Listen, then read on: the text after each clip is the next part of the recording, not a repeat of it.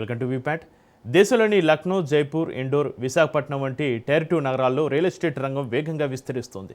Metro నగరాలతో పోలిస్తే ఇక్కడ తక్కువ ధరలకే ఆస్తులు లభిస్తూ ఉండడంతో పెట్టుబడిదారులు ఇటువైపు చూస్తున్నారు. ఇలాంటి తరుణంలో పెట్టుబడి పెట్టాలనుకునే వారికి ఒక కీలకమైన ప్రశ్న ఎదురవుతుంది. ఫ్లాట్లు కొనాలా లేక అపార్ట్మెంట్లో ఫ్లాట్ తీసుకోవాలా అని. దీర్ఘకాలికంగా అధిక లాభాలు ఆశించే వారికి ఫ్లాట్లు మంచి ఆప్షన్గా కనిపిస్తున్నాయి. ప్రభుత్వాలు చేపడుతున్న ఎక్స్ప్రెస్ వేలు, రింగ్ రోడ్లు, కొత్త విమానాశ్రయాల వంటి మౌలిక సదుపాయాల కల్పనతో ఫ్లాట్ల ధరలు వేగంగా పెరుగుతున్నాయి.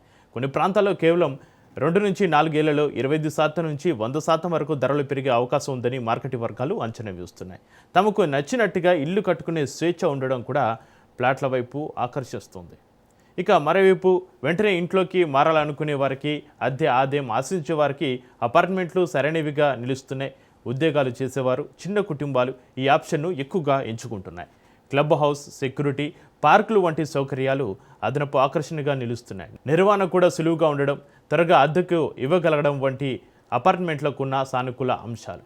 అయితే ఈ రెండింటిలో ఏది గొప్పది అనే దానికి ఒకే సమాధానం లేదని రియల్ ఎస్టేట్ నిపుణులు చెబుతున్నారు. త్వరగా డబ్బు సంపాదించాలనుకునేవారు, అద్దె ఆదాయం కోరుకునేవారు అపార్ట్మెంట్ల వైపు మొగ్గు చూపుతున్నారు. అయితే దీర్ఘకాలంలో ఎక్కువ రాబడిని ఆశించే పెట్టుబడిదారులు ఫ్లాట్లని ఎంచుకుంటున్నారు అని నిపుణులు వివరించారు. చివరిగా ఫ్లాట్ లేదా అపార్ట్మెంట్ ఎంపిక అనేది పూర్తిగా వ్యక్తిగత ఆర్థిక లక్ష్యాలు, పెట్టుబడి పెట్టగల సమయం, రిస్క్ తీసుకునే సామర్థ్యంపైన ఆధారపడి ఉంటుంది. అందువల్ల పెట్టుబడిదారులు తమ అవసరాలను బేరేజీ వేసుకొని స్థానిక పరిస్థితులను అంచనా వేసి సరైన నిర్ణయం తీసుకోవడం మేలని నిపుణులు సూచిస్తున్నారు.